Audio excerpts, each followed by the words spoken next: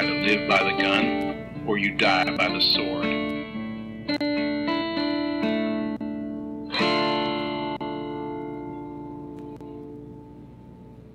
Welcome to The Good, the Bad, and the Weird. I'm Nicho. And I'm Chris. And up next, we have batting in from the Athletics, a mysterious man of Jewish descent. He's known as the Professor in the Major League Ring. And the Walking Enigma. We have The Catcher Was a Spy this week. Moe Berg, our first biopic. Our first biopic. And we picked a sport that we really don't know much about. Yeah. I enjoy going to a baseball game, but I do not watch baseball very much. I know enough about it because I played it for like 2 years in middle school and then decided it wasn't for me. And my brother played it in middle school and I think high school for a bit too. And my dad's Ohio State or Cincinnati Reds fan. So I grew up having baseball around me, but never was interested in it. I know enough about baseball to really anger my relatives who are really, really, really into baseball. Yeah. Like, never miss a game, know all the stats on everybody from, like, now all the way to, like, the beginning of baseball. Yeah. I know enough dumb questions to be like, oh boy, how many points did they score?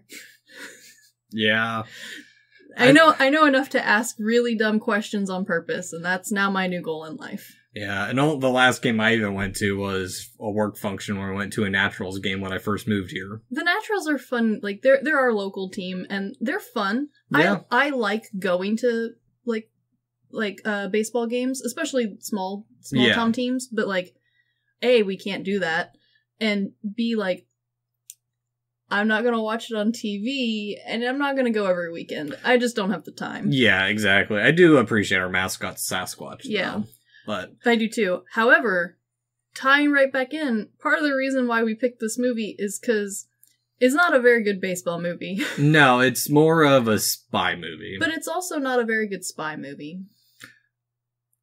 We'll go into that We'll a go little into bit. it. I believe I originally messaged you and said that I was going to tear this movie a new asshole. Yes. I have calmed down a little since then. I have not. I have new problems, but they're about different problems. Yeah. My stuff is... Yeah, I'll get into it in the conclusion. We will. But... So this movie is based off a true story. And by based, we mean, like, they took the outline of this man's life and wrote a movie around it. And so... it's a biopic, so yeah. It's a biopic. I will say, as far as, like, following along, this movie does follow Moe Berg's life fairly well. As far as, like, the big bullet points. I've seen way worse. There's a lot of history that is A, skipped, B, put in the wrong place, and then also just left out entirely from this movie. Which, it makes sense in a narrative timeline. And I will go into that, just as a heads up, listeners.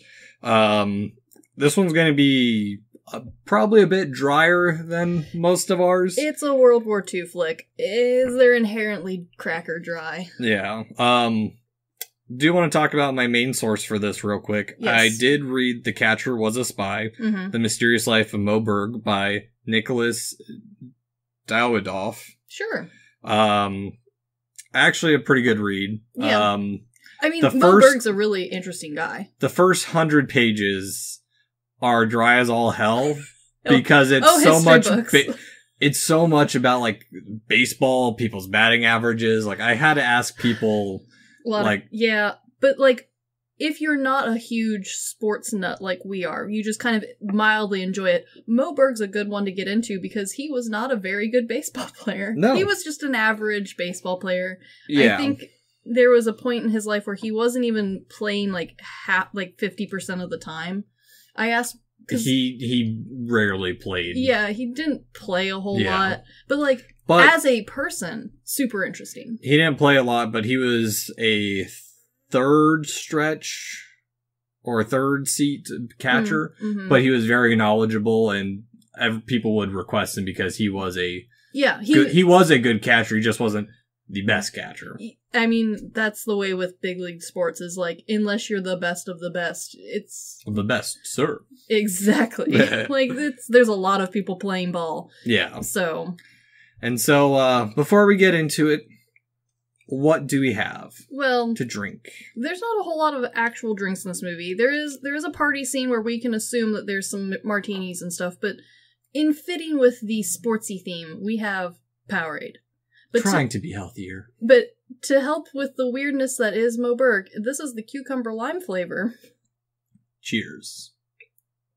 Cheers. What do you think? I mean, I like cucumber, but boy, I can see how if you weren't a cucumber fan, this wouldn't be for you. I actually find it refreshing, considered I've already polished off the other 4 ones. That's what I thought. Yeah. Alright, well, let's get into the weird life that is Moe. Yes. So, who was Moe Berg? That's a great question. Morrison Moe Berg, as we mentioned, was a baseball player as well as a coach. Yep. And for very briefly. who ended up working for the OSS during World War II. Yes. Berg was the youngest child of Jewish-Ukrainian immigrant Bernard Berg and his wife, Rose. Mm-hmm. And he was born on March 2nd, 1902. So long ago. Yes. One thing of note to actually give kind of what's the term? A context? Context/blanket over Moe Berg's childhood and growing up. Yeah. So he grew up in the early 1900s, and anti-Semitism was actually really strong in this country at the time, and yeah, it really sets his background as being an outsider to begin with. Yes. His father Bernard was a pharmacist, and his mother Rose was a homemaker.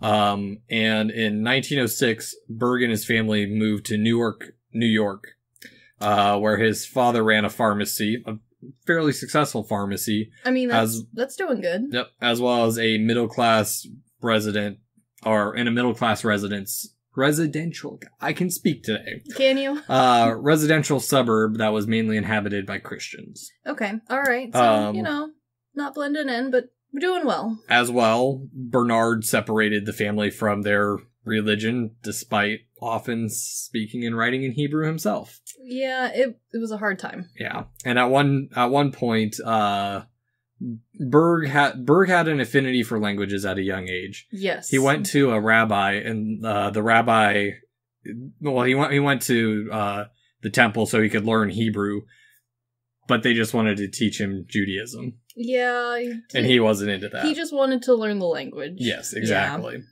And so Berg actually started playing baseball at age 7 for the, and then later on in life he graduated from Beringer High School in 1918 at the age of 16. Yep. Okay. All right. Smart kid. Really smart kid.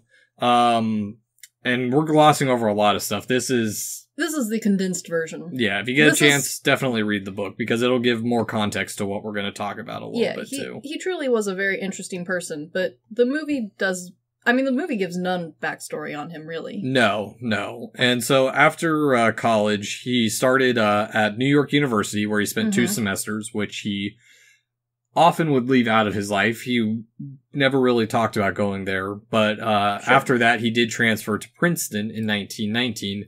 Fancy. Or, sorry, to Princeton, and in 1919, he received a Bachelor's of Arts, magna cum laude, in modern languages. What a smarty pants. At Princeton, he was also an outsider, as one, he was middle class from a Jewish family in an era where almost all the students at Princeton were Catholic. Yep. Or Protestant, I believe the book said. Some form of Christianity. Yeah. One of the big ones. And also, it was required by all students to go to services at least twice a month. Ah, good. Yes. And so, on top of that, Berg's father did not like that he played baseball, even though he did well in school. I mean, I can see it, like, especially once, like, we get into, like, all he really did in Mill, like, it does feel a bit odd that he chose sports, because he was brilliant. Yeah. And so, Berg originally played first base, and then he moved to shortstop at Princeton, but he was never a great hitter, but he always had a good throwing arm. And he signed into the major leagues at $5,000 sign-on bonus. I mean, that's good money back then. To the Robins, who I have no clue who they are. It's okay. He will soon go on to a team that you do recognize. Yes. And then there was a bunch of trading around the books. And I mean, baseball, trading, lots of it. Yeah, just he's baseballing. He's been traded. The hardest part for me to get through in that book. It's a lot of. It feels a lot like reading those old books where it's like, and so was related to so and so. Yeah, no, that's exactly what it is.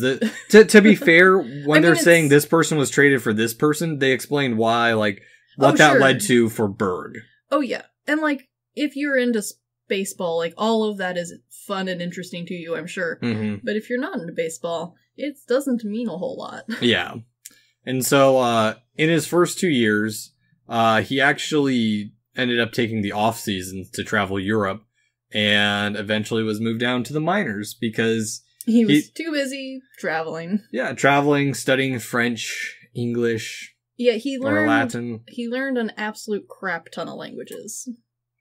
Debatable. And I will get into that in a bit. Also at this time, once he was demoted to the minors, he actually began working towards his law degree, which further impeded his baseball career because he was focused on that. I mean, I have been told that law degrees are hard to get. Yes, and he did practice law for 1 summer and then quit. But like he got his degree. Yes, exactly. He finished the hard part and passed the bar. Yeah, so like he just like we said, man was really smart, but like didn't know what to do with all that. Yeah, and so the prime of his career begins. Yes, where he did start off as shortstop, but he got it. He hit his stride when he was a catcher. Yeah. But even as a catcher, he spent most of his time on the bench entertaining his teammates as. I did write this term down. A third string catcher.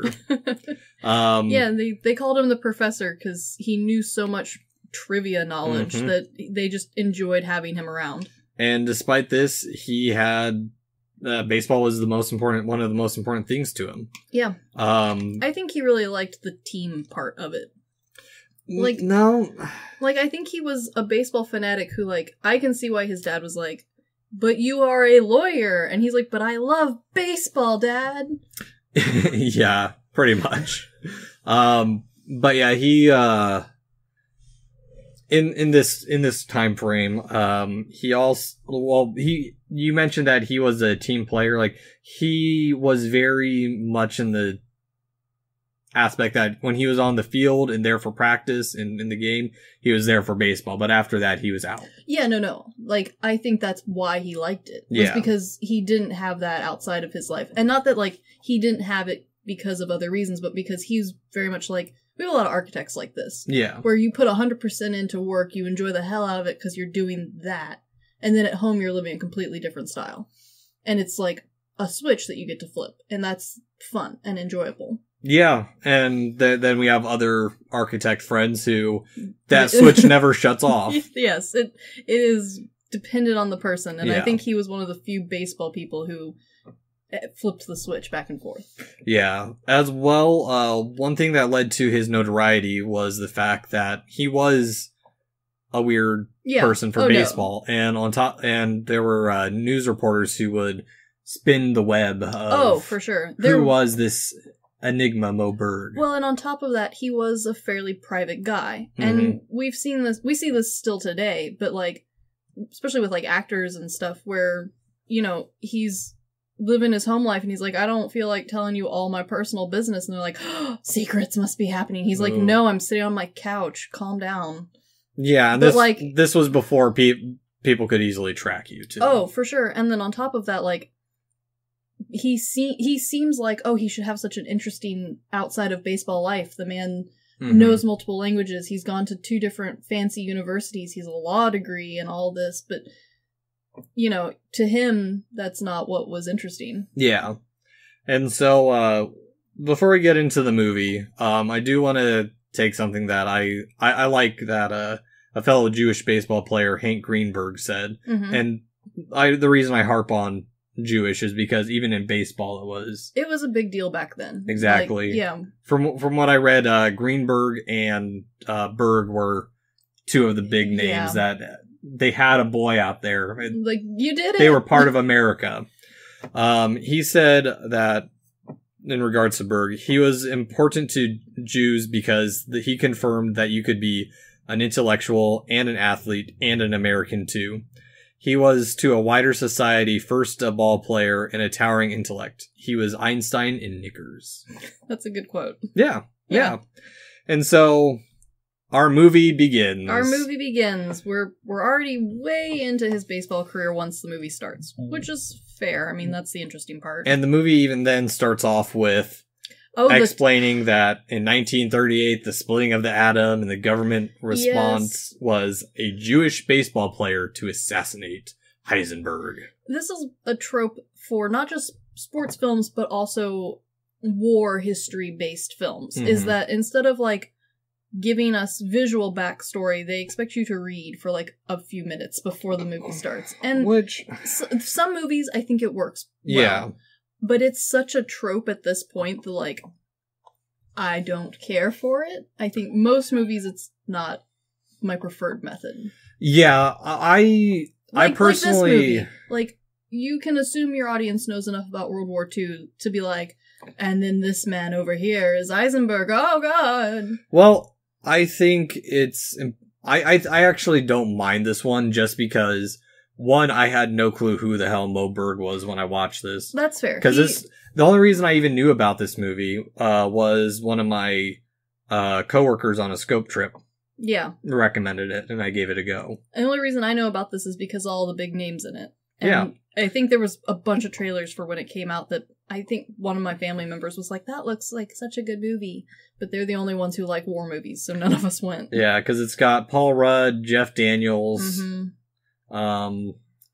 There's another guy who's in a bunch of stuff, but I can't think of his name. He plays the other Jewish spy. Oh yeah, there's a lot of faces too that you'll recognize. Yeah, and so I'm okay with the opening. I'm not like you said, I'm not a fan of those openings either. But yeah, I mean, I think I would have been more okay with it if they had explained. If they had been more backstory on Moe. Yeah. Granted, the text was short. Like, it's not the longest intro ever. We're not reading the intro to Star Wars, thank God. Yeah. But, like, at the same time, like, I think most audience members are fully aware of World War II and who Heisenberg is. But I'm also okay with it because it's not his life story. It's about a very specific time in his life. Yeah, that's true. And for good reason, too. Yeah, that's fair. Okay, fair. So we start this after the text rolls.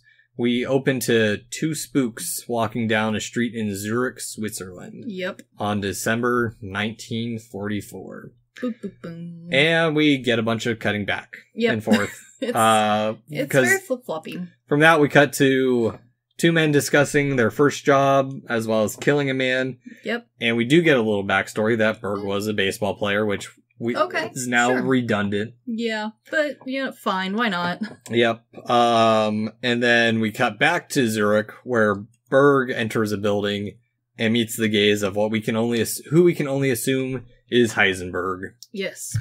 And with that, there is a crack, and we flash 8 years before at Fenway Park in Boston, with announcers stating that Moe's been in the game for 15 years at this point. Yeah, also, like, once you flip over to the baseball part of the scene, honestly, everything before it I completely forgot happened, and I watched this movie yesterday. Yeah. Well, but I'm also, like, I'm okay with... I don't mind a, like, cut to the future / bring you back to the past to explain a story. Like, I don't mind that.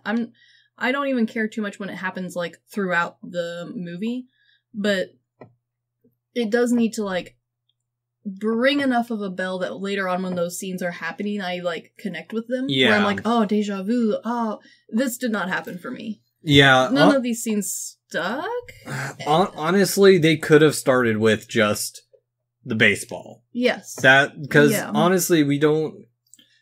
It doesn't really add to the beginning of it. Yeah, and honestly, this first half of this movie is arguably, to me, the weakest half of the movie. Only because at least the second half is a little bit faster paced.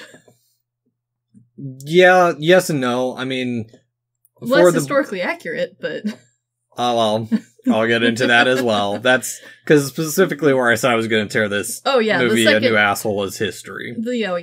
Fair. And also just speculation, but yes. So we also learned that Moe's not a great baseball player, as we've stated previously. Yeah, but like they kind of spend a little bit too much. There was a little bit more emphasis in the movie to make it seem like, oh, he's not good, but like he played for a long time. He wasn't bad. Yeah, he was just mediocre. Yep. And so, in the locker room, we cut to Berg reading a German newspaper in a suit and tie after the game.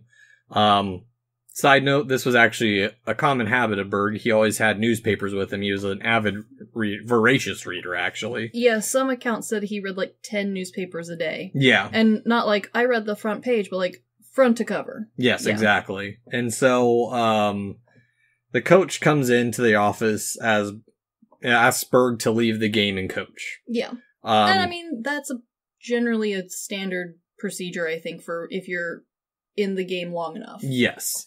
And part of that was because Moe had actually severely hurt his knee early on in his career. Yeah, and so I mean, that hindered him from becoming something potentially more. Yeah, I mean, that would definitely hold you back. And so in the conversation, they mentioned that Berg is going to go to Japan and coach the Japanese baseball team. Which, for those of you who don't know, and I don't know historically, but I know at least now, Japan loves baseball. So this was one of... I'll get into that in a second, real quick. So the coach mentions that they only want him because he speaks Japanese, and Berg asks him, where did he hear that? And he responds, Garen's columns. Yes. Which, as I mentioned earlier, the newspapers would write tall tales about him. Yes. So, I don't know a lot about the history of Japanese baseball. I don't either. But I do know that I have friends who either lived in Japan for a while or currently live in Japan. Mm-hmm. And they have, explained to me what it's like to go to a Japanese baseball game or like to go to a bar and watch Japanese baseball.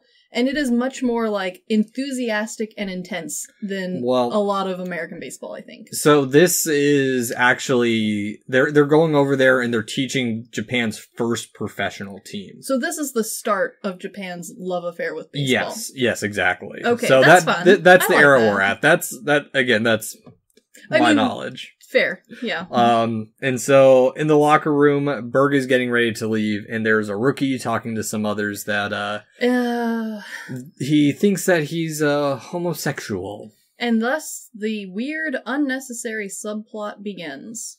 This movie spends a lot of effort bringing up the potentialness of the sexual orientation of this man, and it does nothing for anything. In the book, they do mention that there were rumors that he was because he never married. Sure. I mean, if you're going to be a bachelor your whole life, especially back then, rumors will fly if you're famous. But that's exactly it. Like, that's the thing. It's all speculation. And all of my conjectures will make sense at the end of this review. Fair. I have thoughts on this, but I'll talk about it in a bit. But yeah, no one ever knew. There was no confirmation, and it just historically, like, we've reached a point, especially with historical dramas and historical remakes of movies, where acknowledging that not everyone in old-timey times was straight is a thing. Yeah, and like that's fine. And honestly, it does bring a great deal of clarity to a lot of these historical characters. But this movie throws in this subplot, and like it's not like just this once or like even a few times to like remind you of the time period and like the potential battles this guy could be having.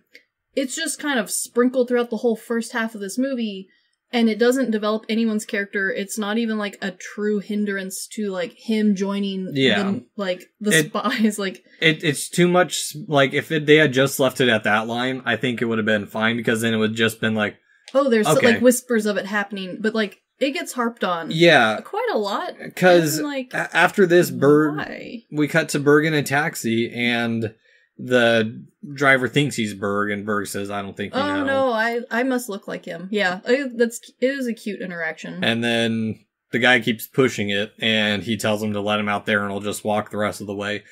This is actually a couple things that, unless you've done reading on Berg, then you wouldn't know, but this was actually a common occurrence where later in life, if an establishment or someone wronged him in any way, he would just cut ties right then and there. He had no attachments. I mean, but like, at the same time, that's one way to be like, no, I'm done with you. Yeah. Yeah. As well, Berg never learned to drive, so he always took taxis or got rides from someone. So in his defense, old-timey times, you didn't really need to know how to drive. Yep.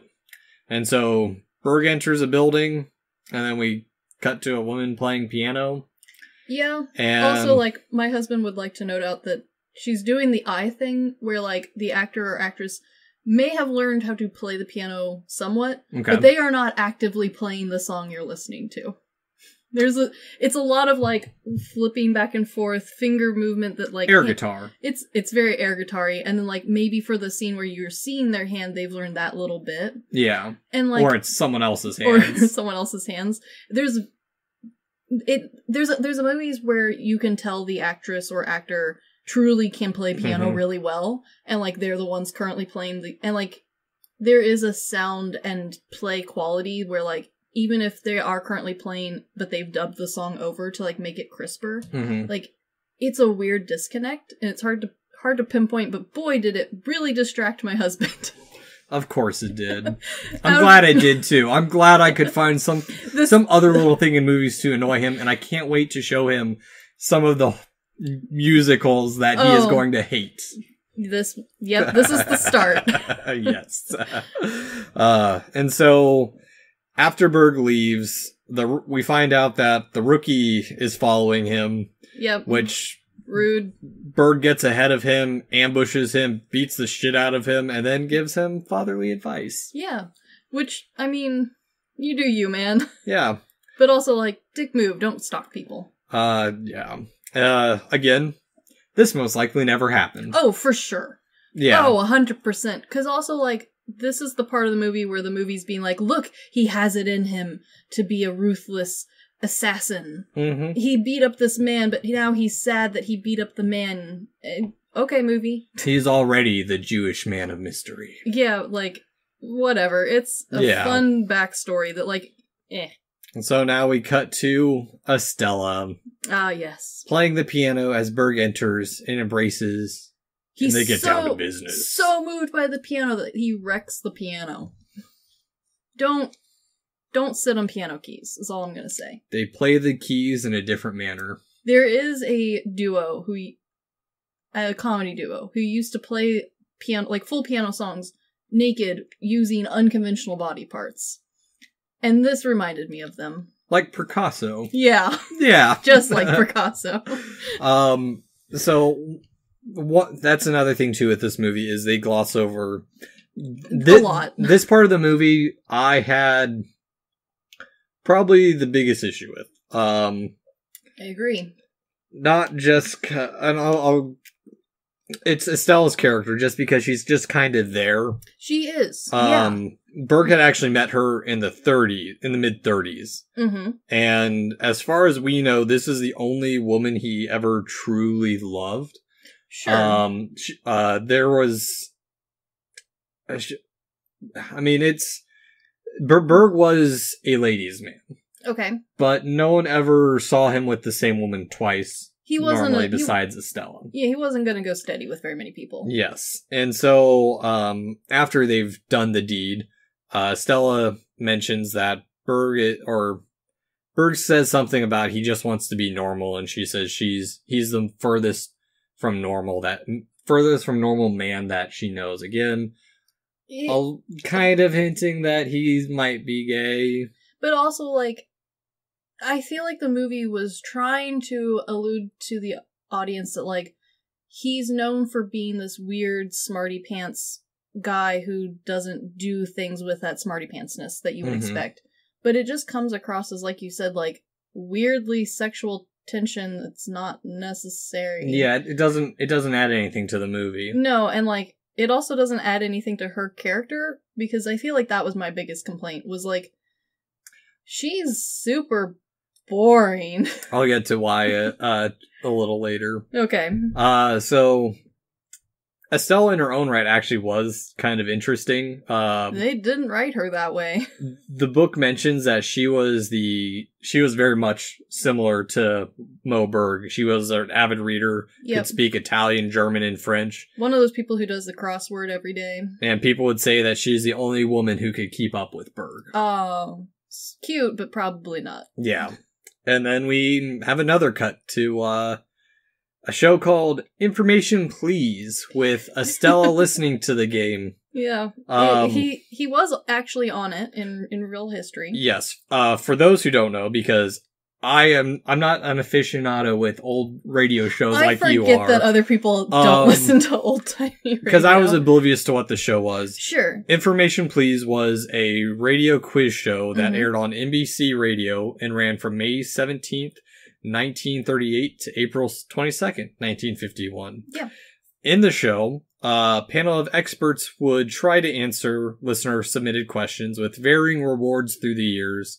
And they would get the reward if experts could not answer. I think it started off as like $2 and then eventually led up to like a full paid luxury vacation. Wow. Yeah. I mean, this kind of radio show does still exist. I think it's mostly on like NPR and like definitely has moved to YouTube and podcast world. Yeah. But yeah, this sort of like brainiac quiz show has always been popular, and it does make sense for him to have been on. Yeah. To an extent, because he did know a lot about a lot of different stuff. Yeah. And so the show also, its format was there was three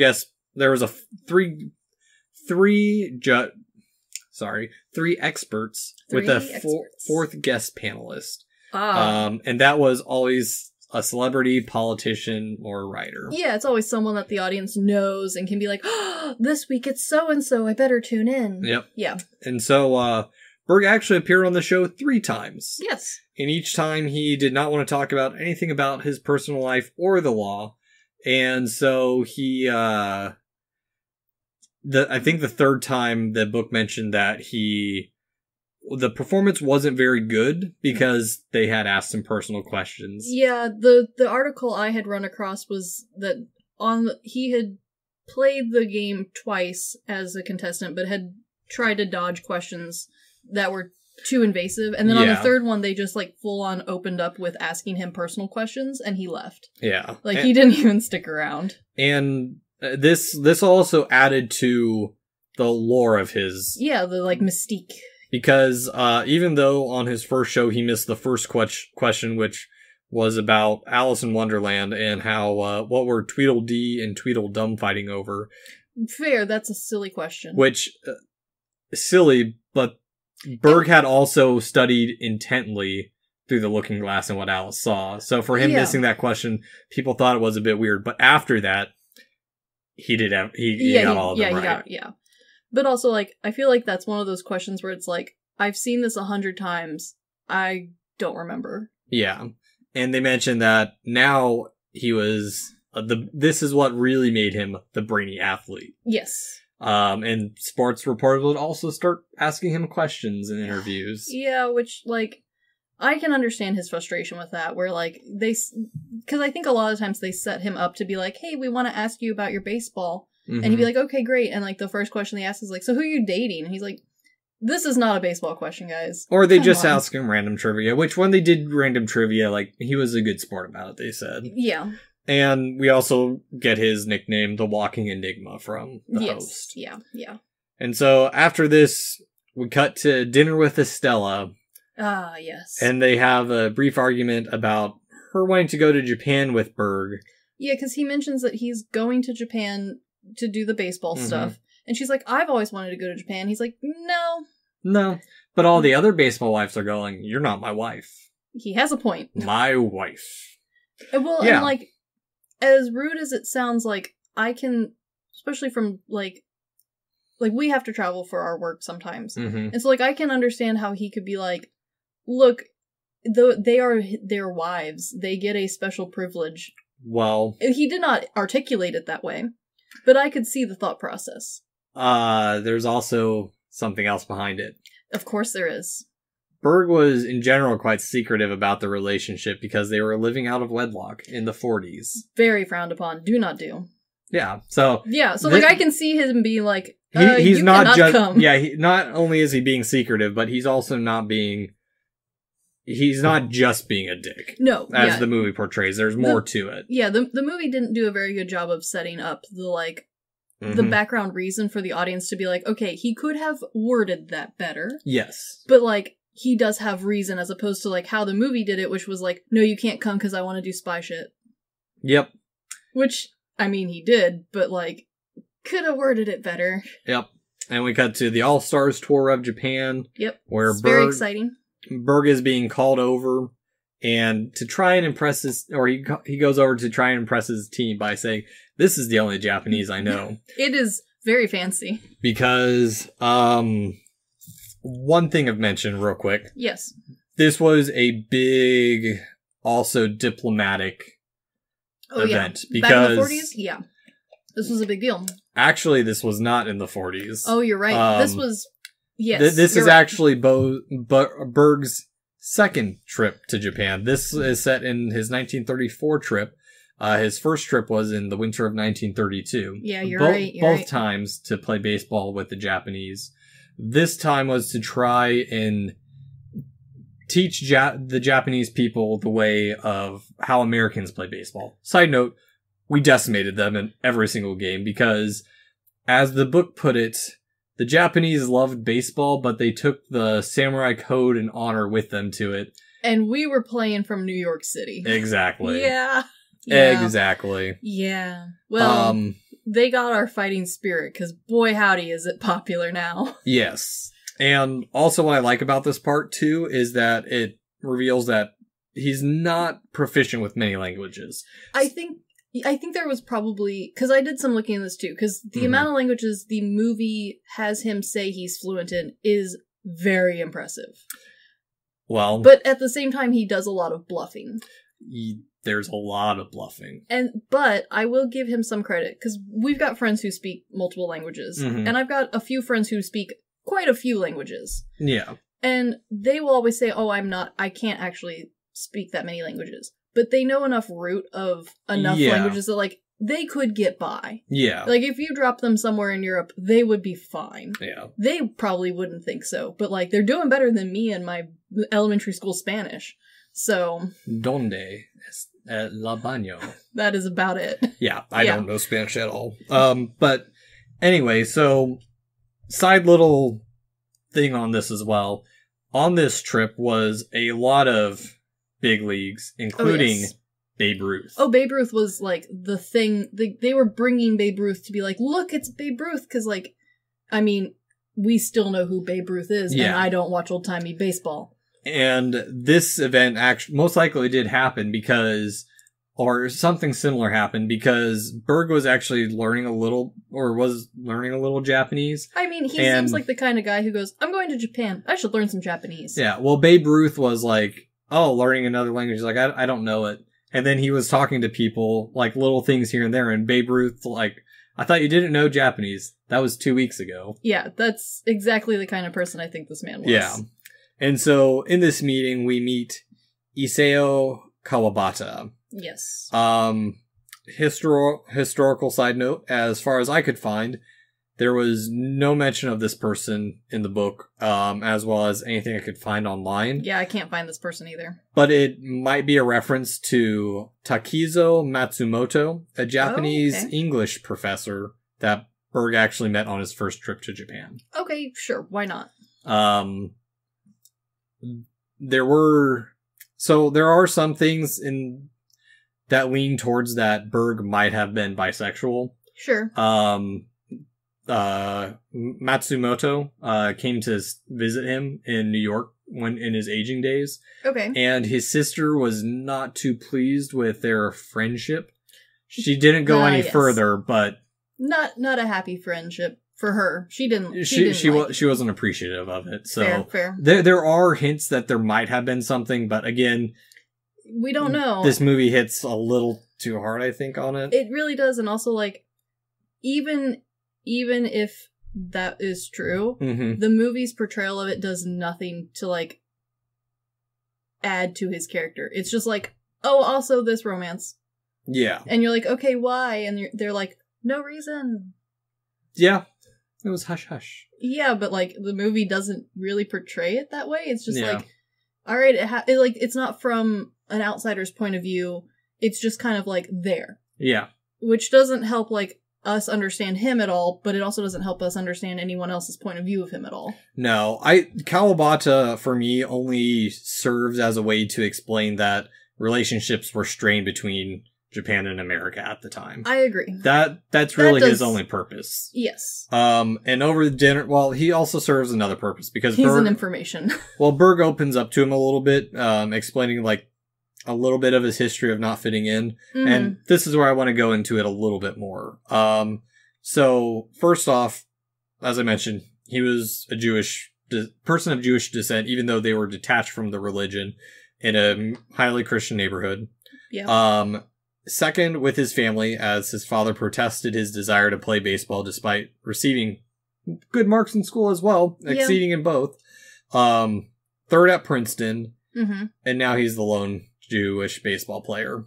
Yes. And on top of that, he's a scholar in a muscle man sport at the time. Yeah. Yeah. Yeah, he definitely... I do like this scene does help kind of like solidify that like he doesn't feel comfortable in his own world at the moment, which is a good like setting to kind of help understand like all of the other awkward bits about his character that occasionally pop up. Not as much as I had hoped, but bits here and there that like kind of help ground him into reality a little better. Yeah.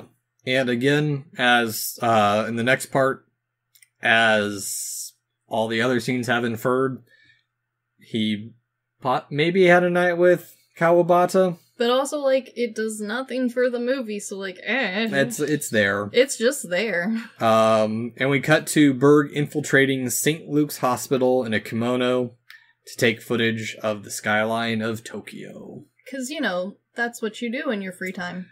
Fun fact about this. He was supposed to be playing a baseball game at the time.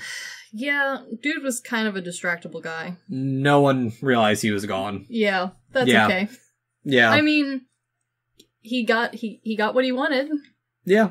And from this, we now cut to a 1941 broadcasting of the attack on Pearl Harbor. Bum, bum, bum. Where Berg and Estella are sitting there listening to it. Tears creeping down their eyes, theatrically. Yes. Side note as well, at this point, Berg was actually no longer playing and was a coach. Yeah. So, after this, we cut to a Princeton reunion where Berg asks a classmate how he can get into the war effort. And we now cut to the OSS headquarters of him delivering his tapes of Japan. Yes, because there's nothing quite like getting into an organization by just doing the work ahead of time. Now, I understand for the sake of time in the movie why they cut a big chunk out. Yeah, I mean, it would have added a lot. Yeah, there is a lot there. Also in the scene, I do like the transition of the marching, then to him like taking stride to... I will say this scene also angered my husband again, because he wanted him to walk more to the beat. Jesus Christ, Brian. No one... Brian did. Brian wanted it. We need to make him watch Baby Driver. He'd hate it. I think he would love it. I think he might, but... He would love Baby Driver. He will love it, but he will find things to bitch about for the whole movie, and you know it. Oh, he will. I can't wait to show him the happiness of the Katakuris. Oh, That's gonna piss him off to no end. Oh, for sure. Yeah. And so, I'm gonna go into a little bit of history about this. One thing for me to note is that this idea to have the tape shown to someone in the military might have been implanted in his head when he was showing them from a trip from to a friend at one point. And they mentioned that they might have insight into the fortifications of Japan. Yeah, I mean, sure, why not?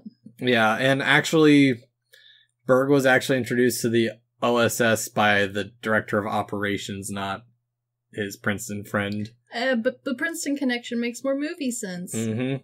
And he originally was drafted into the OIAA. Mm-hmm. Yes.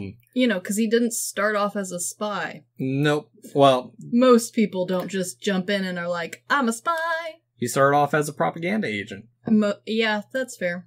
Yeah. But in this application, we do have his only official listing of, or second official listing of languages. Okay, let's go. He said that his French, Spanish, and Portuguese were fair. I could see that. Okay, yeah. His Italian, German, and Japanese were also fair, but with accents. Well, he did, take 2 weeks to learn Japanese, so I wouldn't be surprised.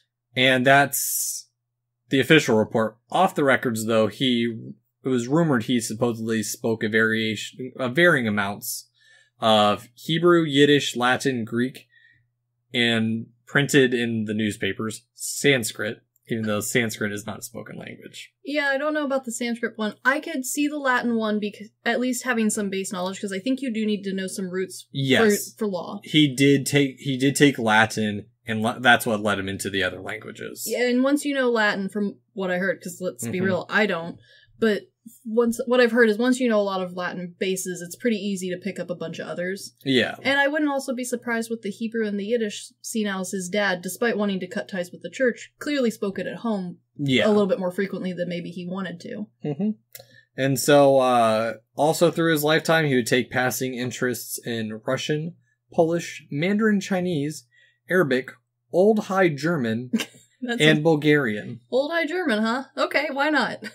Hey, I mean, I think this very much was a guy who was good at learning languages, and, he's one of those people that's like, alright, I'm bored, what's a language I can learn? Oh, I'm gonna learn Russian this week. I mean, we also didn't have the plethora of entertainment that were provided today. True, and also, I think there are definitely people out there who are just, that is a pastime for them, is to learn. Yep.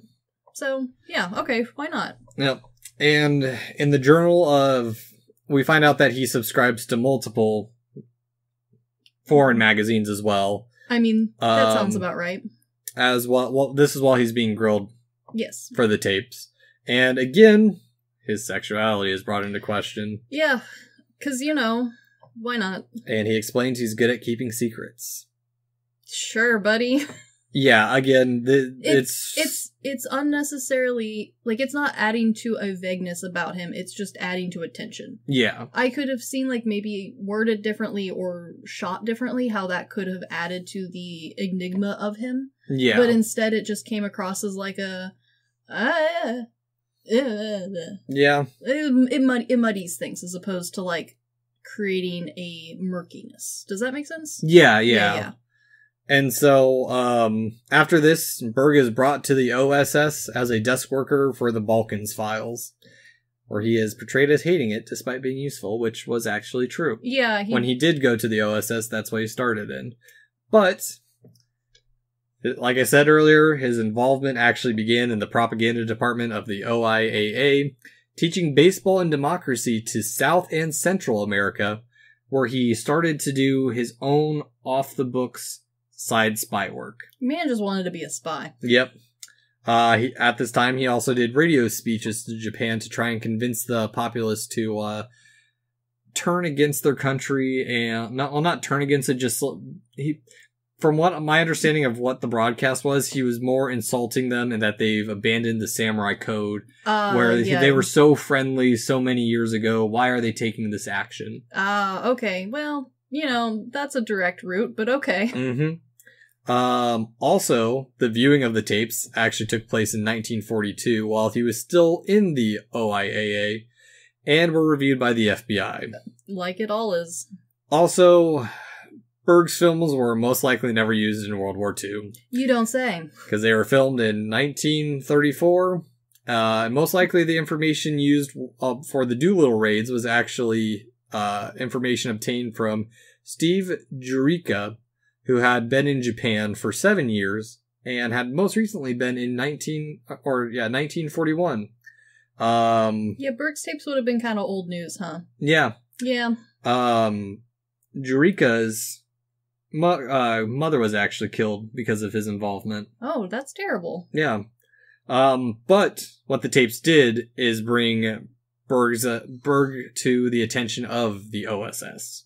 Yes. So they did have a role, but not as big of a role as the movie would like us to think. Exactly. I mean, if you're going to apply for a job, might as well go ahead and just do the job until they hire you. Yep. And so back to his job at the OSS, to show his stir-crazy attitude, he begins running in a hallway, and his boss brings him over and says, well, you just might get your chance now. And he's brought into the Manhattan Project and the potential for the German bomb. That's one way to get promoted. Do you Yep. think if I ran around our office, anyone would promote me? Mm-hmm. I don't think they would. No. And so in this room, we have Sam Goldsmith? Yeah. And some army brass. Now here is where a lot more inaccuracies are brought to light. Yeah. There's a lot that happens in between because that's how the government works. Yes. And Yeah, his assignment kept getting delayed further and further back. Yeah, because also, like, that's just how it works. Like, yep. Yeah, the movie does make it seem like it was a very quick and smooth transition where he just, like, immediately started learning everything and getting training. And all these transitions, there's years behind it. Yeah. And the bulk of the movie only takes place in, like, the last 2 years of his involvement in World War II. I mean, to be fair to the movie, this movie would have been hella long if they had gone through all of it. So, like, I can see why they cut it. I like I said, I understand the interlacing and reworking of stuff to make a better flowing movie, because the movie does flow really well. Yeah, the pacing is not too bad. Since it is a biopic, I feel it's important for us to point out the inaccuracies. Oh, no, for sure. Especially since this one wanted to be a big fancy biopic. Yes, exactly. And so he is assigned to learn what the Germans know, and how close are they to this bomb? And to first find the physicist Amaldi, the Italian physicist. The Italian physicist. And now we have a montage of field training and combat training, and we cut to him with Estella on a night out of the town to say goodbye. Yep. Where he, once again, because of weird writing, camera angling, and, like, just staging in general, comes off as kind of a dick as opposed to, like, I am leaving on a top secret mission and can't tell you shit. Yeah. Yeah, it's a little weird. Yeah. Well, and there were some other stories, like one time he showed up to his brother his brother ended up becoming a doctor. Yeah. And was helping out in the Pacific War. Okay. And Berg just showed up on an army plane one day. Oh, surprise! And he's like, "What the hell are you doing here?" He's like, I can't tell you, but I'm here from the Pentagon." Okay. And then that was it. And so now we cut to him being on the coast of Italy in a boat. Yep. Reading Heisenberg's work as Sam Goldsmith enters and discusses how Berg feels about all that's going on with Germany and being a fellow Jew. I will say that I do think that this movie did a fairly good job of trying to portray Heisenberg as, like, a conflicted person. Yes. Because he is a interesting and debated historical figure. He could have had a documentary to himself, let's be real. Mm-hmm. I mean, I'm sure he does, actually. But... Oh, there's a lot to Heisenberg. Oh, there's a lot, but this movie did a nice job of being like, he is in this movie, we need to portray him, but he's not the focus. Mm-hmm. He's not the main character. Yeah. And so, who was Sam Goldsmith? Yes. I'm probably butchering that name. Maybe. He was a Dutch-American physicist who also turned into a spy for a portion of World War II. At this point in World War II, who's not a spy? Mm-hmm. And he actually did have animosities towards Heisenberg, as we are told in the story that his parents were put to a concentration camp. Yes. And he felt that Heisenberg, giving his status and being on friendly terms with him, could have done more to save his parents. Yeah. And so... There was a lot of that sort of tension around Heisenberg in general during the time period, so it was nice that this movie bothered to, like, put that in with one character so that you could see it a little more clearly. The movie softened him up a little bit, too. The book they did. Put it out that he was out for blood. He was going to kill Heisenberg one way or the other. Oh, yeah, no. They definitely, yeah. Dulled that edge a little. Mm-hmm. And so in this conversation, they were asking if Heisenberg could or would he make the bomb, the ethics of it a little bit, or if they bring into the theory that what if he is stalling? What if? Yep. I mean, this was all a lot, like, this is what people thought about. Yeah. So, I mean, the questions are good to be put out blatantly here, just because we are far enough removed. These are questions that it's nice to have blatantly put forward so that the rest of the second half of the movie, at least you don't have to be answering questions right there. Yeah. You know the question. And despite this bonding moment between Jewish comrades... It was short-lived. It did not happen. Yeah, no. Berg actually flew into Europe through England. There was no boat. He and Goldschmidt, there's no H. Keep putting the H. They actually met later on at the Ritz in Paris. Ooh, the Ritz. And Goldsmith, I'm gonna butcher Samuel. Yeah, Samuel. There we go. He's first mentioned in a small mention with Ed Moreau, Boris Pash, finding a letter confirming that Germany did not have an atom bomb, as well as Heisenberg's location in Germany. Yeah, but let's be real, that wouldn't have tied everything so neatly together. Exactly. And as they sneak into Italy, yes, where they find Rome under assault from the rear guard, under battle conditions, Berg and Goldsmith enter Rome, where Goldsmith is almost shot, and where they find the Italian physicist Maldi. This is a very weirdly... It's very war movie style shooting, but the CGI is a little off-putting for, like, some of the explosions. Like, it's just enough disjointed that, like, the scene could have been really cool. I think they're trying to go for, like, a Saving Private Ryan kind of moment. They really, really were, and it didn't work. Nope. And this is also, like, there's not a whole lot of, like, battle scenes in this movie.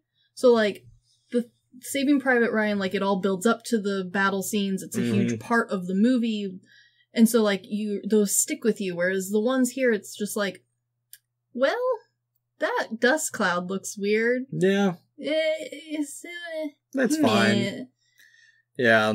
And, it's just a weird part of the movie. It doesn't really fit the tone of the rest. Like, I would say if you're a World War II person who, like, really likes the, like, battle scene sort of drama, this is not a good movie for that. This is kind of all of the battle scenes are real short and sparse. It's not a whole lot. This is the only one. Exactly. Yeah. And so here Berg interviews our Maldi, who does not know much despite Heisenberg supposedly being head of his field. Yep. Does not know why he has not built the bomb already. A fair question.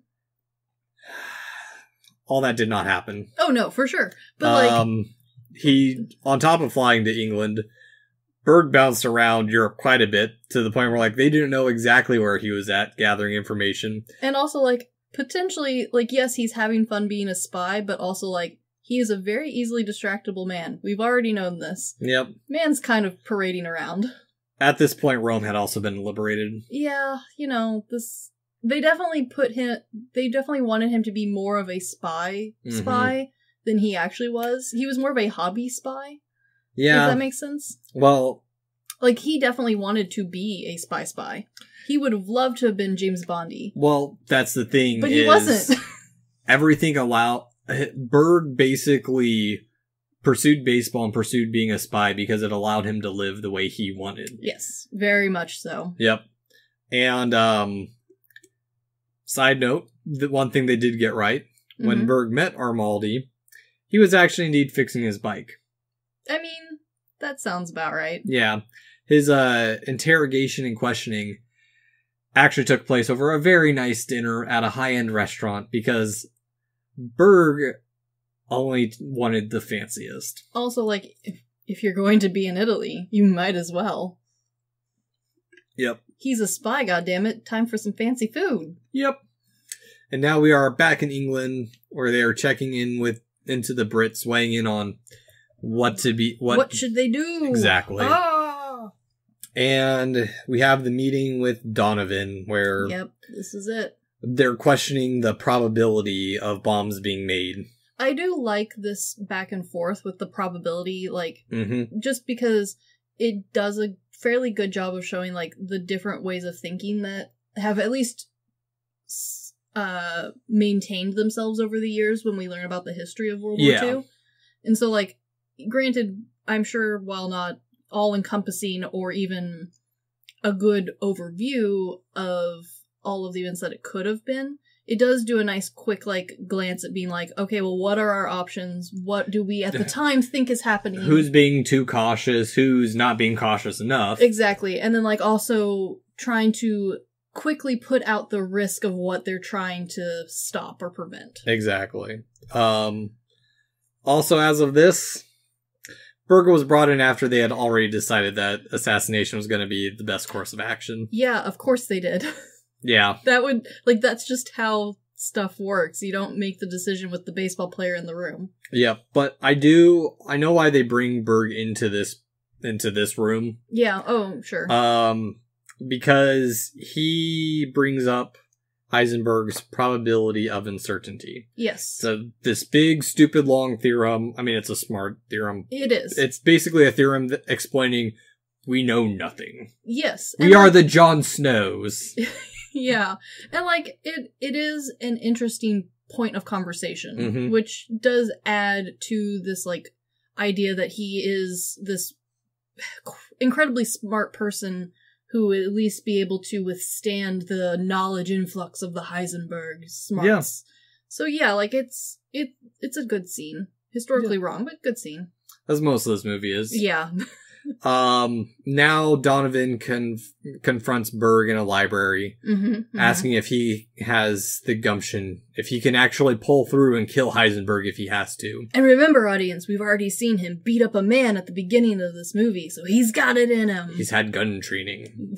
Yes, he's had gun training. Side note, there is actually a decent time gap between Armaldi. You don't. Again, this is how the world works. Nothing happens immediately. Nope. Where the plan to meet, because they also discussed that Armaldi tells him that he's going to have to contact in Zurich Professor Schreier. Okay. At that time, Berg had been in Italy, or between these two scenes, Berg had been in Italy for 3 months. Oh, he's just having a grand time. And when he was actually back in London, he was back on the dating scene. He dated a captain while he was there. Of course he was. Yep. Again, this man just really wanted to live how he wanted to live. And being a spy let him. Exactly. And so we cut to Berg playing catch with the troops. A cute, heartwarming scene. Paired with a training montage where the troops recognize him as Moe Berg. And he is being humble about his mediocrity. Yeah. I mean, it's a cute, heartwarming scene that makes you feel good. This one actually did happen. Wow. But in Paris, and after the war. Well, that's very different. And that tension's dead. But the book does also mention that Berg would sometimes change it to the ruins in Germany. Because, that is more romantic. Yes. Which... We're catching a theme here? Yeah, I think we are. So, after this, the plan now is to get Heisenberg's pen pal, Paul Schreier, to convince Heisenberg to appear in Zurich. Yes. Side note, Heisenberg was already going to be speaking in Zurich. Yeah, because again, that's not how things work. December of 1942. And Armaldi did suggest Schreier, but Schreier was also an OSS asset at this time. Of course, because again, who wasn't? Yep. Now the plan is to cross the border with questionable guides who are talking about talking shit to Berg, pretty much, as far as we know, most of the time. And he responds to them in Italian because he knows what they're saying. Yes. Again, this scene never happened. Of course it didn't. Because it's not a spy movie unless you're secretly walking through the woods. But also, like, this, even by spy movie, like, levels, this is pretty weak. They even make, I think they even make fun of it a little bit about, this is terrible. The code is, how many sheep are you by? Are you Have herding? you lost? Yeah, some stupid crap and, like that. Yeah, it is a terrible spy scene, but, like, you know, we have to reinforce that he's a spy somehow, and him parading around Rome eating pasta isn't gonna do it. Yep. And now we cut to the fact that they know that Heisenberg's there, but they know that they are also being watched. Of course. It is a spy movie, after all. And Berg meets with Schreier, where he gives him heavy water and discusses plans to convert, or initially, the possibility of converting Heisenberg. Yeah. With no talks of assassination. And then we are suddenly cut to the Heisenberg's lecture. Yeah, it's a little jarring, but where okay. Berg is looking around suspiciously at people and potential SS officer is there. Yeah, this is, okay, if you're gonna be a fancy spy here to assassinate people, maybe don't constantly be looking around a lecture room. While Heisenberg looks at Berg with suspicion. Fair, because the man has got his hand shoved awkwardly in his, like, pocket, holding a gun, instead of, like, sitting there like a normal person taking notes. Well, there are some half-truths to this scene. Okay, so he was kind of a bad spy? No, he was actually a fantastic spy. There you go. Why didn't they portray him as such then? Because it's Hollywood and you gotta make it more entertaining. Because a lot of it was Berg's personality, and as much as I love Paul Rudd... I don't know if he was the right actor for this scene. No, I don't think he would have been the right actor to portray Berg's personality. Yeah, especially since even by this point, most people are very familiar with this actor's style, and like, you are kind of just waiting for his normal characters and actions to come out. And Moe wasn't that kind of guy. Yeah. As far as we know, he wasn't a super, like, haha, gotcha sort of person. No, he was just very... He would talk... He wanted to be the center of attention without... being fancy. Yeah. Yeah. And so, to the half-truth. Yes. There was a suspicious man in the crowd. It was not an SS officer, but it was a fellow physicist and philosopher... and Nazi. Oh no! Karl Friedrich von Weizsäcker. And you know it's serious because fellow physicist gonna steal your shit. No, he was there with Heisenberg. Oh, okay. Yeah, he was that was the only suspicious person. There was a Nazi in the room. It just wasn't an SS officer. Oh, I see. Okay. Well, you know. And while this is going on, we flash back to before the lecture, where Berg has a little bit of a fuck up. Yes. His cover is blown after a gun is cocked. He cocks his gun in the bathroom stall, and Heisenberg hears it and watches him walk out of the men's restroom. Bum, bum, bum.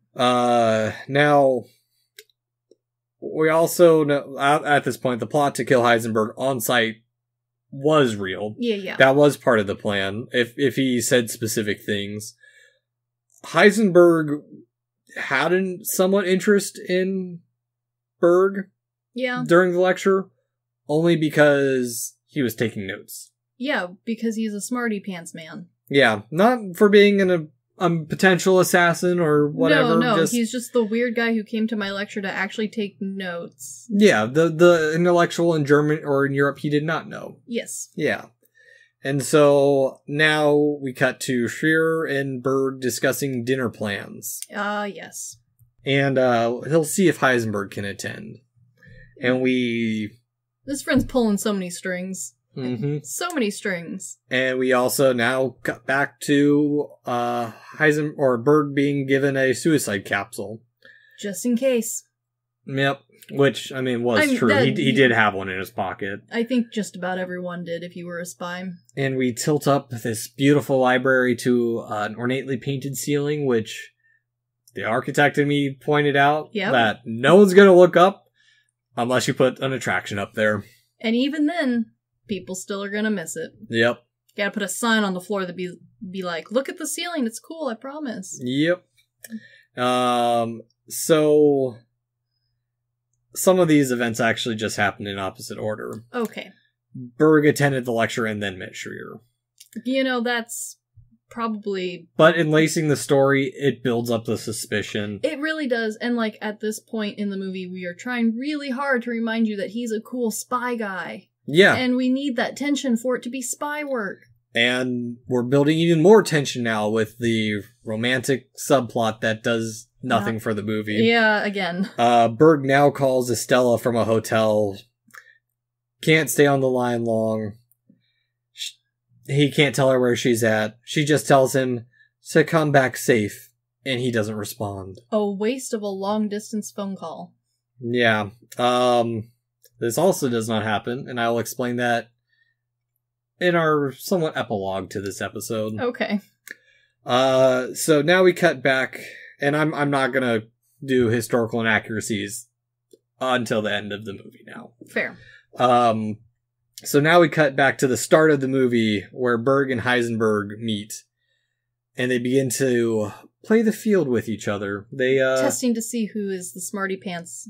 Yeah, Schreier has set up a difficult chess problem, tells Berg to memorize it. Wipes the board and then says, let's play. Yeah, and then goes off to dinner. I feel like if you were more of a chess person, the chess talk that happens throughout this dinner party would probably have been more symbolic to you. Mm-hmm. But I think most of us were struggling to follow the chess talk. I did not. Yeah, there was a lot of stuff going on too before that, because Heisenberg's being grilled by dinner guests, even though Schreier very rude dinner guests tells them no. Well, I mean, they are just being straight out rude.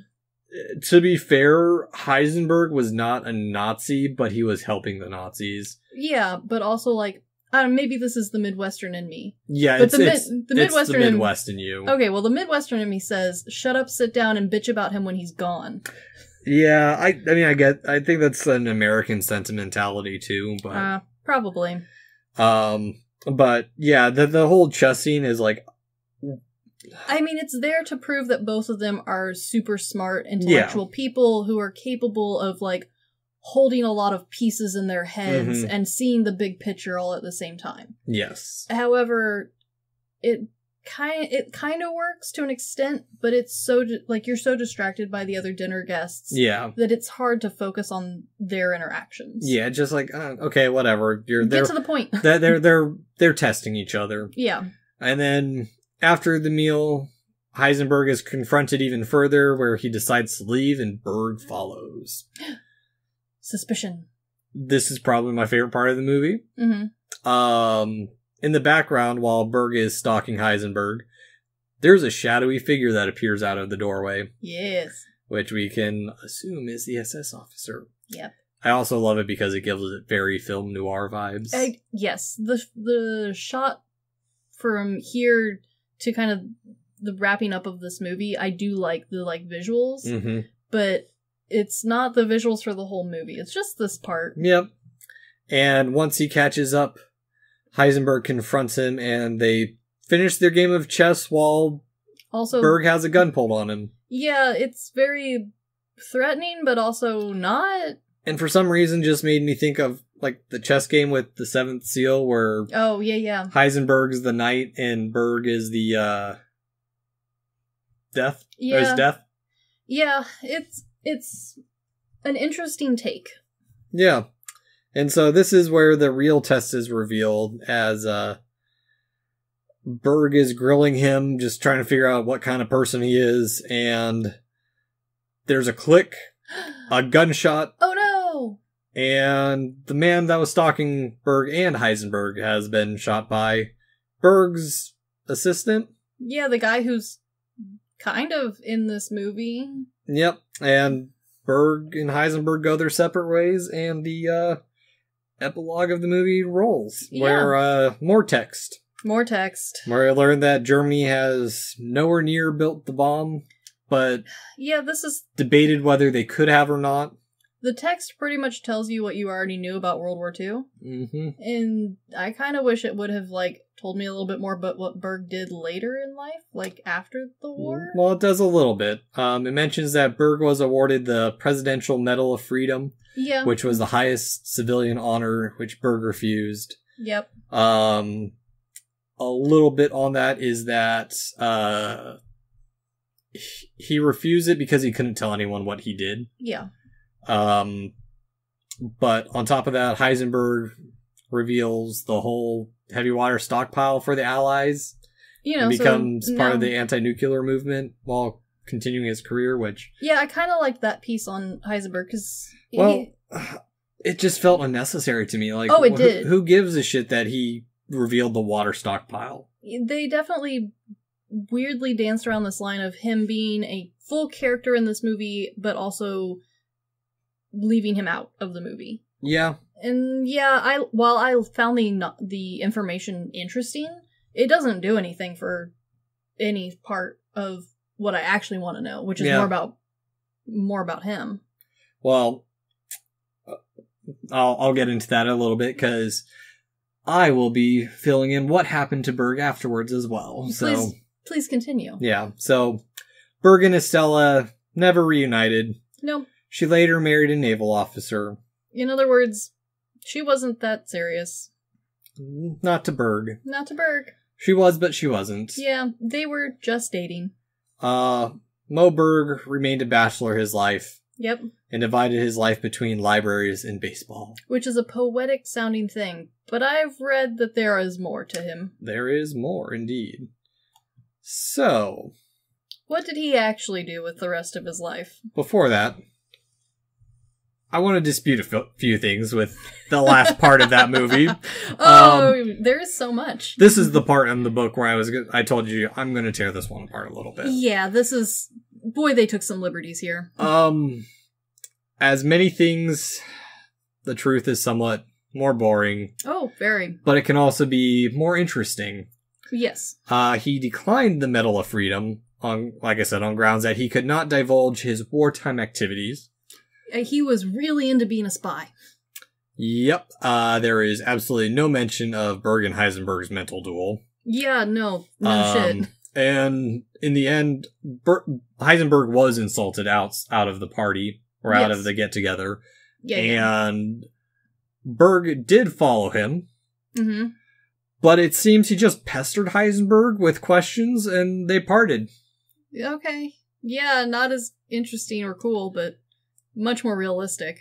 And despite the emphasis that the book takes for Berg and Estella's love... I didn't get it, though. She only takes up a few pages of the book, and is a few other mentions here and there. Yeah. It's in a 300-page book, she's only mentioned 3 times, and by the time he was in England, he already had kind of cut ties with her. He sent her a few things, and then the letters became less and less, and he eventually just stopped talking to her. It very much felt like a normal dating situation, where it's like, yeah, we're dating, we like each other, but, like, not that much. Yeah. Yeah, but the movie definitely portrayed them as, like, star-crossed lovers. This is who he really is. They're gonna get married. And then at the end, they're like, and she didn't marry him. And you're like, wait, but you spent so much time telling me that they were a thing. Why did you do that then? Why not just be like, he's dating this girl? Yeah. Or, like, leave her out like every other movie. Yeah, you could have done more of, like, his work before the OSS. Yeah, or, I don't know, spent more time making him a brainy person. Yeah, I mean... or, I don't know, show me how bad he is at baseball. Yeah. So, on to what happened to Moe Berg. What actually happened? Berg spent the rest of the war with Schreier. Yes. And had a couple other little trips, but not a whole lot happened after that. Yeah, he just kind of was going around. He left the OSS on August of 1945 after a billing dispute because of course Berg lived lavishly and could not make up for what he had. Are you telling me that his receipts didn't add up? Well, they did add up, but he wouldn't tell them what he spent them on. They're like, sir, you can't just be buying shit. And he's like, I buy what I want. Well, if this had not happened, Berg probably would have stayed with the the OSS until it was dissolved for the CIA. Yeah. they figured out, like, after the damage had been done, how, like, because it was like a $12,000 bill over the entire war. That was like his entire expenditures. Yeah, but like, and for 40's money, that's a lot. That's quite a lot of money for 40 money. Berg was such an asset. He did so much detail work because he talked with everyone he could. Yeah. And he sent such detailed reports. They figured, someone actually ran like the calculations of like, hey, how much did this really cost us? And they should not have let him go. He was worth more to his reports that he sent them were worth more than his bill. But as we all know, if you've worked in corporate, that your allowance will come first. Yep. There was one time that the IRS came knocking and asked to see his tax records. And they told... Basically what happened, he showed up to the audit, had them call his boss, or the auditor went to his boss, the IRS boss, called him up, had him call Berg's boss, was on the phone for a couple minutes, put it down, and he's like, don't bother this man anymore. Yeah, that sounds about right. It just adds, there's so much to the lore and mythos of Moe Berg. But after leaving the OSS, he did try and work with the CIA, failed a couple times. Bummer. The first time, he just botched the assignment. The second time he got it, he was going to try and see why the dude, one of the American scientists from the Manhattan Project, defected to Russia. Yes. It doesn't really go into, like, he basically did what he wanted to do in the OSS. Yeah. And that did not fly with the CIA, his handler wanted to know where he was at all times. What are you doing? What are you spending your money on? Why aren't you working? Yep. Yeah, that's not Moe's MO. Nope. And after this, he lived as a vagabond, going from friend to friend. Family member to family member. Where he would stay for a couple days. And then everyone just talks about, like, they'd see him, or they'd say something to him, and he just seemed to vanish. Yeah, he just kind of up and go. He wanted very much to just do what he wanted when he wanted. He very much followed, like, our stereotypical Men in Black. Oh, yeah. Yeah, for sure. Actually, I wonder if maybe he was an inspiration for some of that. Maybe. Because there would be times where, like, because he kept so much of what he was doing in between visits secret. Mm-hmm. Like, sometimes he'd run into people on the street, and he'd always put a finger up to his mouth to tell them not to act like they didn't recognize him, which, hella suspicious to begin with. Berg, to be fair, was over 6 foot, was like a 200-something pound dude.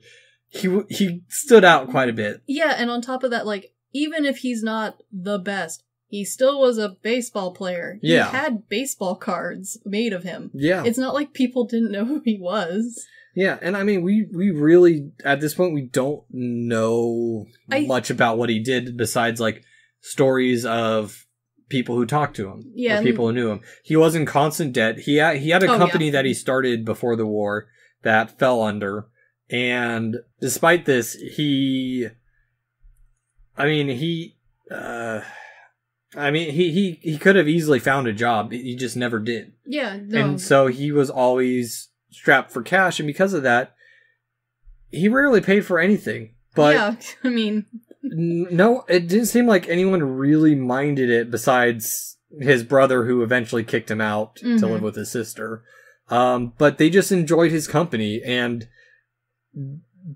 the author speculates that Berg most likely saw his presence as payment enough. Yes, he pulled the Tyrion Lannister of I am the gift. Of course. Yeah, okay. Yes. Sure, dude. So, what we do know for sure is from 47 to 64, Berg lived with his brother, Dr. Sam Berg. Another smarty pants man. His whole family was smart. And we know that his brother was funding his lifestyle. Yeah. They got along well enough, but not super well, and to the point where, like, they weren't talking for, like, the last couple of years and would just leave notes for each other. Ah, good. The old sticky note roommate. To a point where his brother had issues with him there because his house was also his practice. Yeah, and if you're a doctor, you gotta have a certain standard. And so eventually threw Berg out, and Berg would spend the last years of his life residing with his sister Ethelberg, who despised her brother. I bet. They were not on talking terms at all. That sounds like a great living situation. Yeah, there's a lot to that. She wanted to be an actress, but gave up on it because their dad. Yeah. And she ended up being a school teacher. Which, I mean, it is what it is, but I can understand why her and him probably didn't get along super great. Yeah, and they also mentioned that like she was able to get free shit as well too easily, like Moe was. Oh, where like she would both say both of them have high charisma rolls. Yes, basically. Yeah. Yeah. And so what happened? What was the ultimate fate of Moe Berg? As I mentioned, truth is often pretty boring. Yeah. In late May of 1972, Berg fell out of bed and hit his torso on the corner of a night table. Oh, God. After a couple days of only being able to ingest fluids, he was taken into Clara Mass Medical Center in Bellevue, New Jersey. Sure. Doctors were initially couldn't diagnose what had happened to him, but eventually they discovered he had an aortic aneurysm. That'll do it.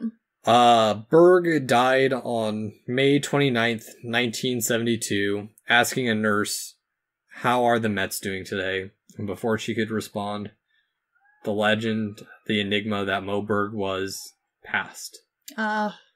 Taken out by his own nightstand. Dang it. His sister was convinced that her brother was poisoned, which, spread more rumors and mythicism to the late years of Moe Berg's life. I did speak with my dad on this. Aortic aneurysms are extremely, extremely difficult to treat. Yeah, I could see that.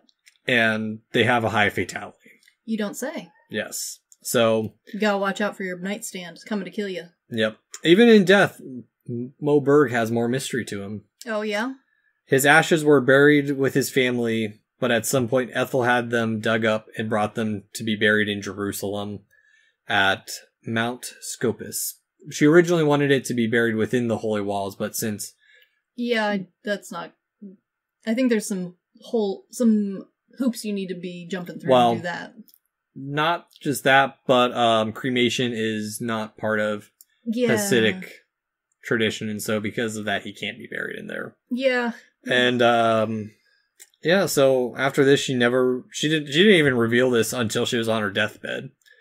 And despite Dr. Sam's attempts to find the remains, forever. He never found them when he died, even up until he died in 1990. And so, the last mystery of an equally mysterious man. Such an interesting person for a somewhat boring movie. Yeah, so I thought honestly I do like that they touched a little bit about like what he did at the end and didn't go into his death and everything. Yeah, no. That's fine, but it still did make me want to know more about like what happened. I think Moe Berg suffers the same fate that a lot of World War II people do. Mm-hmm. They are horribly interesting people to read about. Yes. They are terribly boring people to watch a movie of their life about. So, here's my thoughts on this and why I wanted to point out the historical inaccuracies to break the illusion. Yes. I actually like the movie for what it is. Yes. Out of historical context, I still enjoy this movie because what I appreciate about this movie is it feels like it would be a story that Moe Berg would tell about himself and his involvement in the war. This is what Moe Berg would have told you he did. Exactly. And that's why I think this biopic is interesting, because it's factually inaccurate. Yes. It makes it feel like more true to the mystery that he was. Yes. And I totally agree with you. And now that I know about Moe, I agree. I like this movie for how it is and for how it's written. I especially like the second half of the movie. Mm-hmm. I liked it even before I knew about him, but as you're watching it, it is impossible not to question the historical inaccuracies. Mm-hmm. And I think most people are not going to take the time to read up about Moe. No. Which thus defeats the whole illusion of the movie, unfortunately.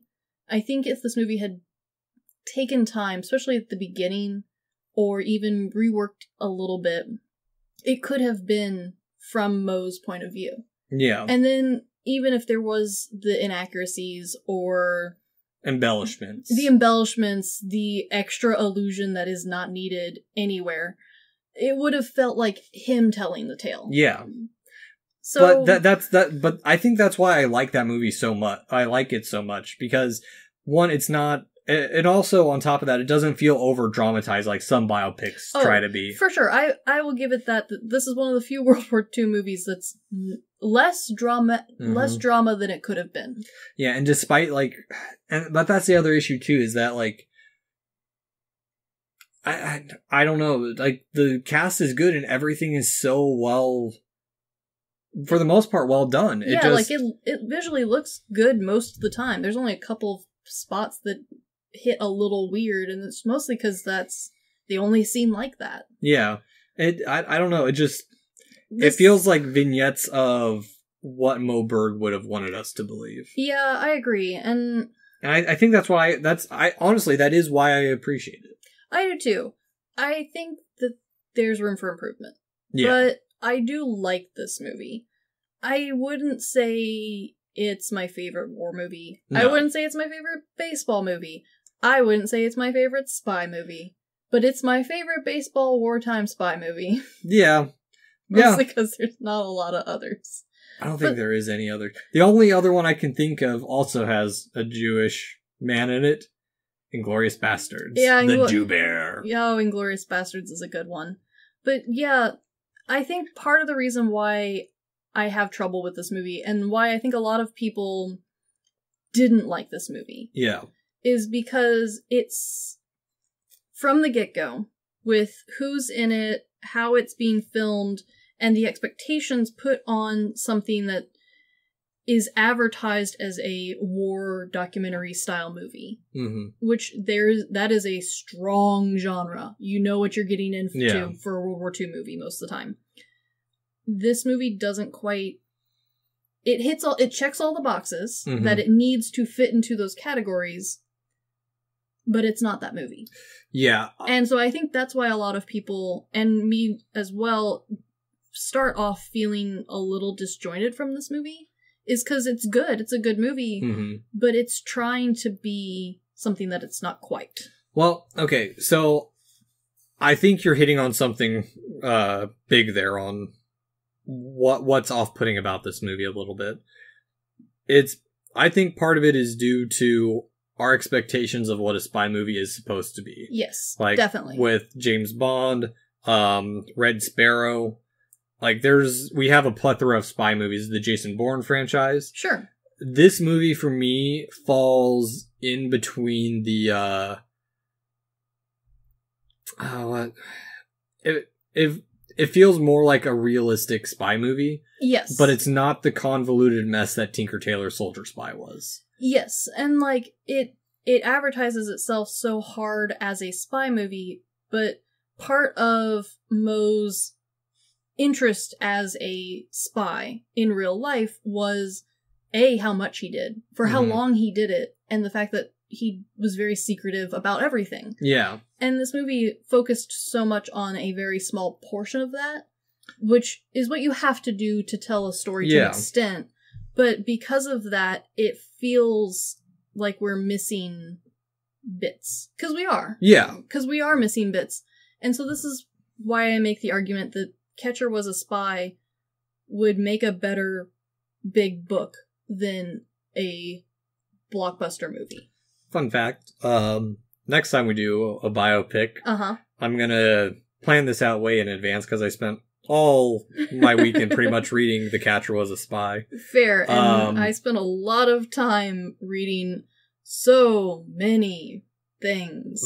There are actually 2 other books. Of course there are, because again, Moe is an interesting guy. Written post-mortem by both of his siblings. I want to read that because both of his siblings are also interesting people. No mention of the other sibling is in the other sibling's book. You don't say. No. Yeah, I feel like this family could work some stuff out, potentially, but you know what? But that's part of the interest of Moe and Moe's world, that you get that in a book. Even if it is just one sentence mentioning that, you know, his father is smart, his brother's a doctor, his sister had dreams of being an actress.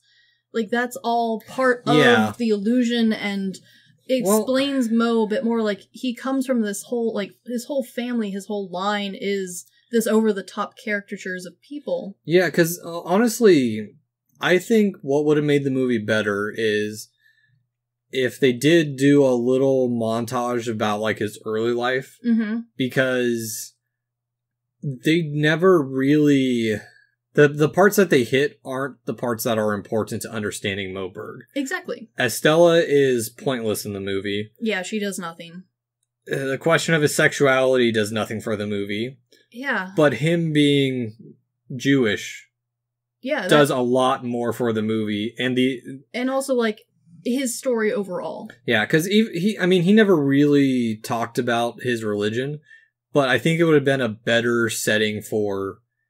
the heartache that he had to go through. Yeah. Yeah. Like, even showing something of, like, his dad hating baseball. Like, they could have added 15 to 30 minutes to the movie. Oh, yeah. And gotten through his early life. I don't even think you need to add anything. Just remove the girlfriend and put in his dad and his family just real briefly talking about, like, you're so smart, why are you playing baseball? And... you're not the best baseball player, so why are you still going at it? You could be the best at this other thing. Well, they did that with the coach, I think, to an extent, but not... But also at the same time, especially if you're not a baseball person, the coach talk just kind of comes off as, hey, you're getting old. Don't you want to retire? Yeah, or what they could have done that I think would have made for a better movie would have been if they had just done his life with the OSS. I understand that they had I understand the Japanese portion or the portion in Japan where they have to show him there and getting the footage. Yeah, because I see the starting point there, but like, what if the movie had truly started there? Yeah, because honestly, this movie for the most part isn't really about Moe Berg. No, he's just a portion of it in the plot to. He's potentially the plot device. Yeah, He's there into the assassination attempt on, or assassination plot on Heisenberg. Yes. Which he is a key player to it. Yeah. There's no getting around that, and he is the person that should have been based around. I've got it. What's that? Okay, so I think I figured out what my actual problem is with this movie. What's that? So, this movie wanted to be either one of 2 movies, but unfortunately combined to make one just mediocre movie. It either wanted to be about the attempt assassination or plot of assassination on Heisenberg. Yeah. But we don't spend enough time on him or on the war effort there to really concrete that and make it any form of real tension. Yeah. But it also isn't a Moe movie because it misses too much of the bits that made him who he was. Yeah. I think if it had focused on one or the other, it would have been really cool. Yeah. Another war biopic that was really good was The Imitation Game. Yeah. Much better. Yeah. Because it knew where to be broad. Yeah. Yeah, no, and I mean, it was broad, but it also explained a lot, too. Yeah, and I think that is a challenge with films set in World War II, especially ones focused on the war, is we all already know how the war goes. There's been so many World War II movies out there. Yeah. And it's to the point where, like, you have to really need to have a convincing character or story to go off of, because at this point, your audience knows how it's going to end. But I do give this movie credit because it took a very niche portion of the war that no one knows about, because... Yeah. Oh, yeah. I don't know. I think that's just... I don't know. I have this weird like for this movie. It's not... Sure. I can see it. Yeah, it's... I don't know. I just think I saw it around the same time we were going through the James Bond Oh, yeah. franchise, so that might It's a nice, refreshing pincer from that style of spy movie, Yeah, too. exactly. It's very much the old... I got it. It wanted to be a detective movie. It did. Moe would have been real into and this would have been better as a detective movie. It would have, and like... But we also just don't know what Moe was doing between some of these events, so like... I get why they focused and did what they did. Like, oh yeah, no, it all makes sense, but that's the problem. Yeah, and that's the thing. I think Moe was definitely a guy who didn't want to necessarily make sense. He liked having the secrecy around himself. He liked being able to come and go as he pleased, and he liked being a spy in that old style traditional sense. And so to try and like uncover and understand him in a visual movie where you're following Moe around for the whole movie doesn't really make any sense. No. Yeah. I don't know. It's just... It's so close to being a great movie. It is. It's just missing... But I don't know what it's missing. Yeah, and that's... There's little crumbs from so many different spots that it could have just picked up here or there, and it would have like put it over the top. Yeah, and... Yeah, I mean, if picked up those and gotten rid of the...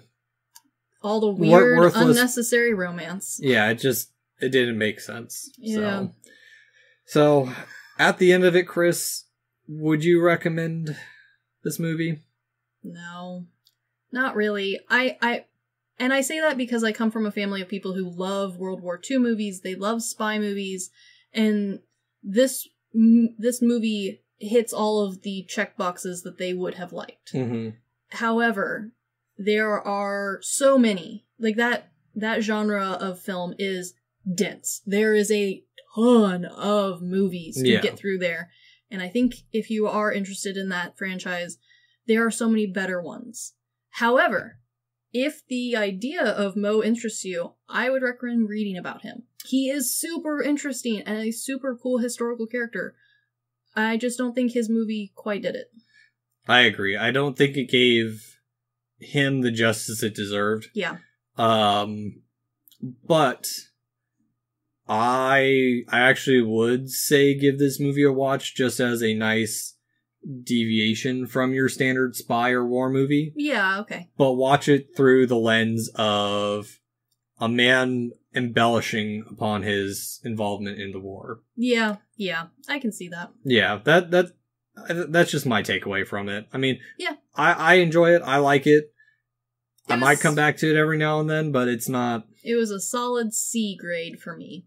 It was fine. It passed, but I'm not going to rewatch it. Yeah. I will, however, be borrowing your book on Moe. Yes. Yeah. But you will watch Princess or Swan Princess 9. Yes. Yeah, exactly. But, yeah, so... First biopic. Yeah. Well, we'll get to more of them. There's so many. Yeah. It was a weird one to start with. So. It was, but it was a fun one to start with. It was fun. So, anywho, this has been The Good, the Bad, and the Weird. Thanks for listening. Peace.